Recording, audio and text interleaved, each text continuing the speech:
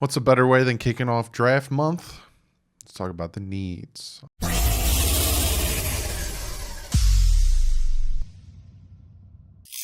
What is up, Finn fans? Yes, technically it isn't April yet. It is March 29th when you're watching this. I am recording this Sunday night.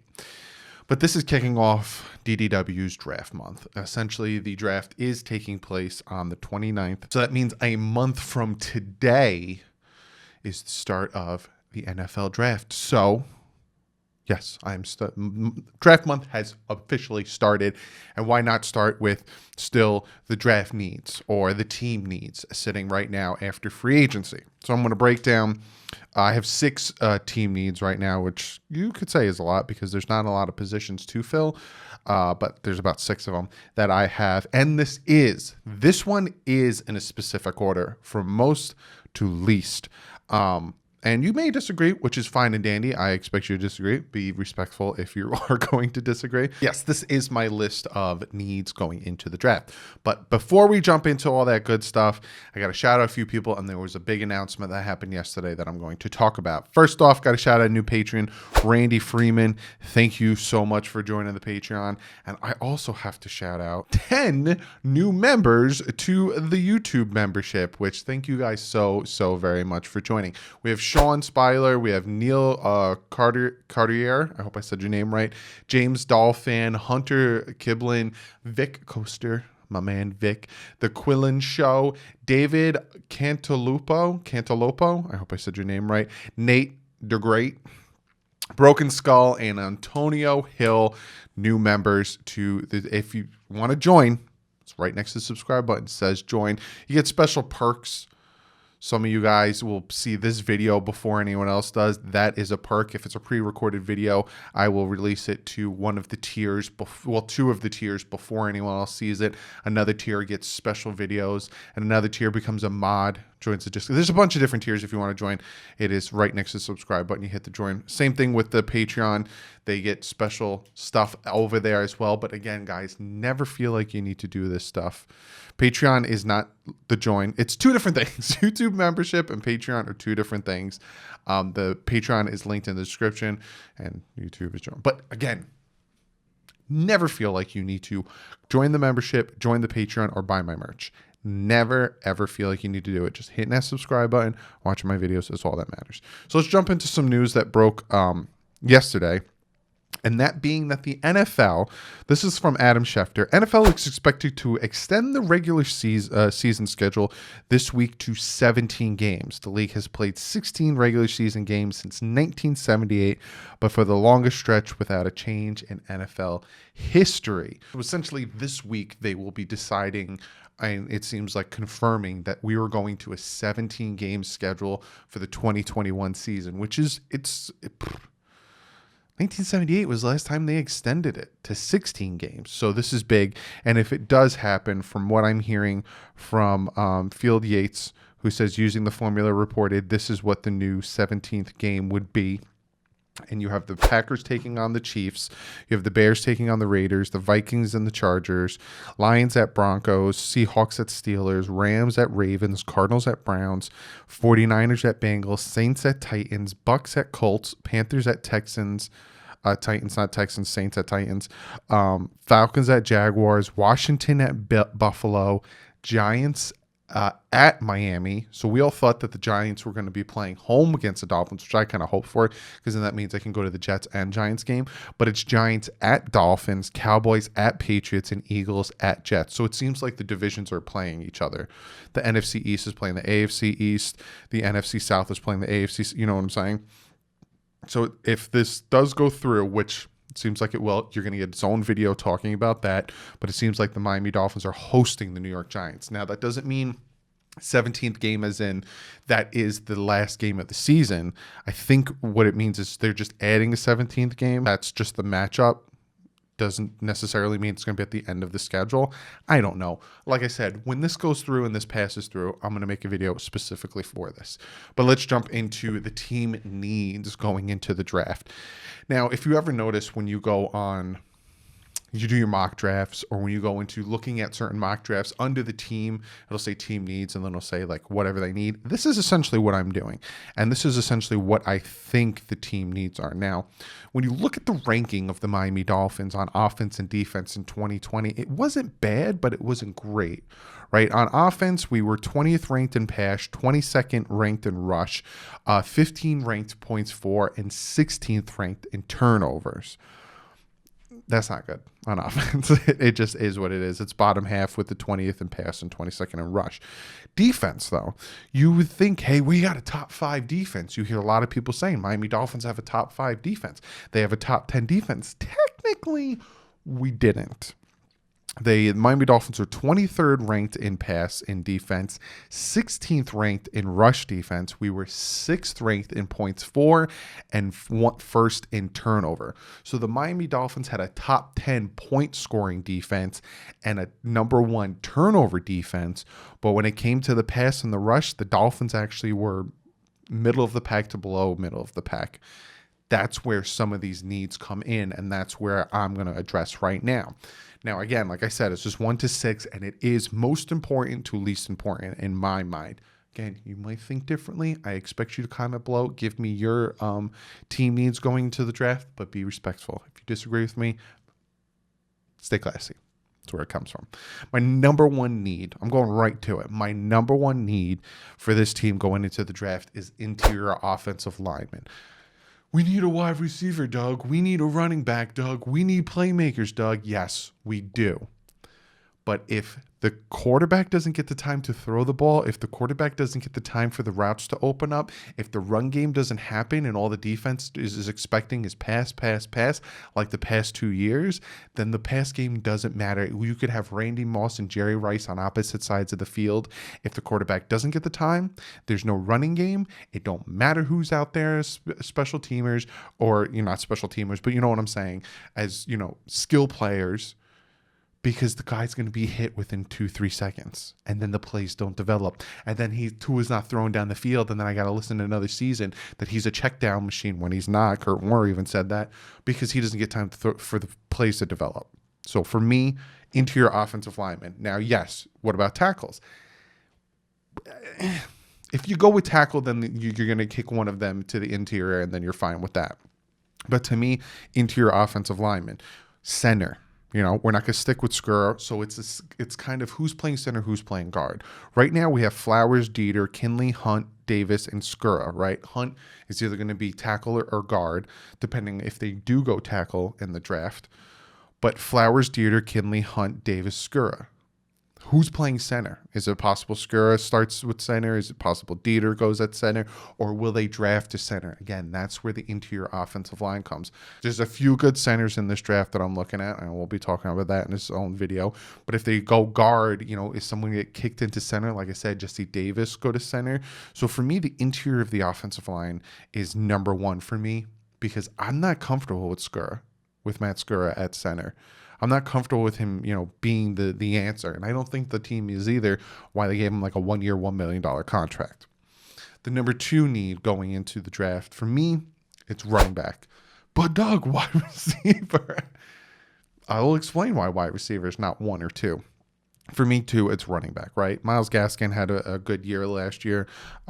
Salvon Ahmed had a good year last year, but they weren't that all-around back. They weren't that guy that you're going to hand him the ball. They're going to wait for the hole to develop. And even if it's like a small hole or if it's not right there, he's still going to get the yardage. Frank Gore would constantly get, gain yardage. They're not that back. They're not that star leading back. And that's what the Dolphins need. Now, we brought in Malcolm Brown, short yardage guy. He's not the answer. And I honestly don't think Gaskins or Ahmed are the answer either. You might disagree with me. You have every right to, but I think that you need that back. You look at these teams that have that big answer back, and they tend to be successful, right? You look at the Buccaneers had 2 answers at back. You look at Jones with the Green Bay Packers. You look at all Derrick Henry with the Titans. You have that answer in your running back.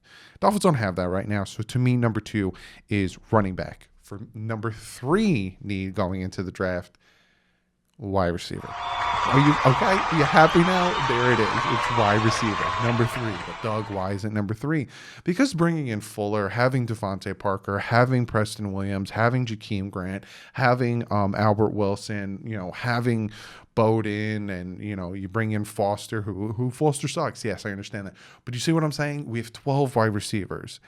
It's not as high of a need, but it is still a top 3 need for me, and still maybe a first round pick need for me, because of Fuller hasn't played a full season.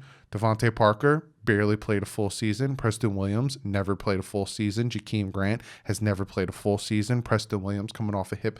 See what I'm saying? So yeah, I'll still take a wide receiver, and the wide receiver position in this draft is incredibly deep, that you can get a starting caliber wide receiver in the second round if you go, offensive line and running back in the first 2 picks. So yes, to me, number 3, wide receiver, not 1 or 2. That's just my preference. My number 4 need, pass rusher. Honestly, you look at this team and you look at how anemic they were getting after the quarterback. There was way too many times when you looked at the Raiders game with Derek Carr having 5 years in the backfield to throw the ball, Josh Allen having too much time to throw the ball. So, even Russell Wilson, when he had a bad offensive line in front of him, we give these quarterbacks time to throw the ball. Your corners can only cover for so long before the receivers are going to get open. And then that's where you're 23rd ranked in pass, because you're not getting after the quarterback, making him uncomfortable. We had Emmanuel Ogbah had 9 sacks, right? That's fantastic. But from weeks 10 to 13, so for about 4 weeks, he had no sacks. And weeks 16 and 17, he had no sacks. So for 6 weeks, he just disappeared. 10 weeks, he had 1 sack. 1 week, he had 2 against the Jets. He had 0.5 2 times. But for 6 weeks, the man disappeared. And we can't have that. We need to have that consistent pass rush. Jason Taylor, Cameron Wake, we need that consistent pass rush to know, okay, it's 3rd and long, we're going to stop him here. Not it's 3rd and long, and we're going to have to blitz somebody, because the quarterback's going to get all the time in the world for that out route, that crossing route, that deep route, that whatever, to develop 13 yards down the field. How many times this past season did we sit back and watch a 3rd and 14 get converted because they just had all this time for the play to develop, or the quarterbacks getting outside the pocket because we don't have these DNs to contain it? We need pass rush. That's my number 4. My number 5 need for this team, and again, you're noticing it's not getting as important because these last 2 are not that important, but I still want them addressed. My number 5, linebacker, preferably middle linebacker. We have, we bring in McKinney, who we'll see how he pans out with this team. And we have Jerome Baker, who's not that great of a run stopper. He's very good at blitzing, 7.5 sacks. He's okay in coverage, but he's not that great at running. We'll see what McKinney can do, right? I want that linebacker that can do it all. I want another Zach Thomas. I want, that style player who can drop back, get in some interceptions, but also knock you on your butt if you're going to try to run through his lane.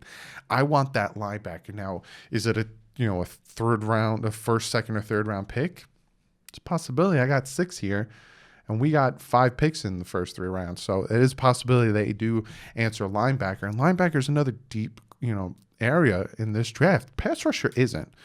Linemen, wide receivers, and linebackers are pretty deep in this draft. But I would just like to add another middle linebacker, someone we can develop into becoming really a really good player. We've tried so many times with Cole Meese, with Raekwon McMillan. We tried to bring, even with Jerome Baker, we tried to bring in these middle linebackers, and they tend not to pan out. We'll see. We'll see what happens here. And my 6th and final position of need is safety. I'd like to add a safety here. Yes, we have Brandon Jones. We'll see how he develops, but I don't see Bobby McCain being on the team much longer. I know that Brian Flores likes himself some Bobby McCain. If not, he would have been cut by now.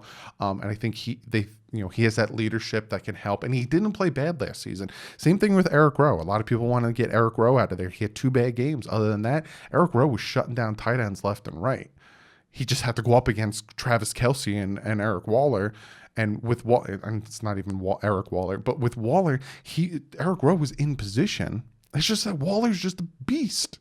He was just Carr would just throw it up and Waller would jump up in the air and catch it. So Eric Rowe still going to be here, but it's just the opposite position. So, my number 6, I would address the safety. Now, corner, I think we're good. Interior defensive linemen, I think we're good. And tackles, I tend to think we're good. Even outside linebackers, I think we're pretty good there. So I don't think all positions need to be addressed, but these are the 6 I do. So be sure to comment below. You agree, you disagree. I want your 6 or whatever, however list you want to put together from your most important to your least important team needs going into this draft. And then we get to one of you guys' comments of the day. And this comment comes from Only Fins UK. And he says, comment of the day. I know you graded the Dolphins free agency grade as a C+, but how would you grade the offseason so far with all the trades that have been made? McKinney, Wilson, and the 49ers Eagles. Very good question. I will give you guys an offseason grade when everything after the draft. I'll give you guys a full offseason grade for how I think they did. But when it came to free agency, I'll add that in there and I'll make it like a B+. I'm not going to say it was perfect. I'm not going to give it an A because the Isaiah Wilson kind of fell through, but the Isaiah Wilson trade was a nothing burger. We gave them a 7th. They gave us a 7th. It cost nothing. So Isaiah Wilson is a wash. McKinney, we'll see how he pans out. I like the move of McKinney, and that 49ers Eagles trade was a thing of beauty from Chris Greer. Some of you guys hate it, which I don't understand. We still have 2 firsts in 2023, and we gave them our 2022 first, so we still have the 49ers 2022 first because we're that confident that this year we're going to do better than the 49ers. So I give it a B+.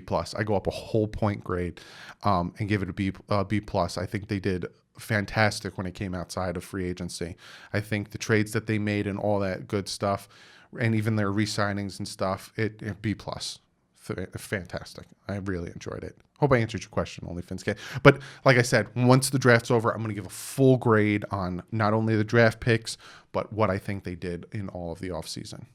But yeah, that's the video. Like I said, be sure to hit that subscribe button. This is the start of draft month. I'm going to start breaking down prospects. I have some Mythbuster videos that are draft themed.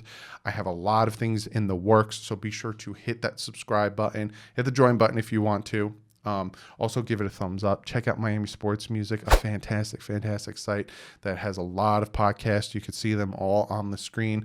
Be sure to check it out. Hit the subscribe button on their channel. Other than that, guys, I'll see you in the next video. We are starting it off with quarterback. I'm breaking down the top 5 quarterback prospects in this NFL draft. But other than that, guys, like usual, stay classy. Fins up.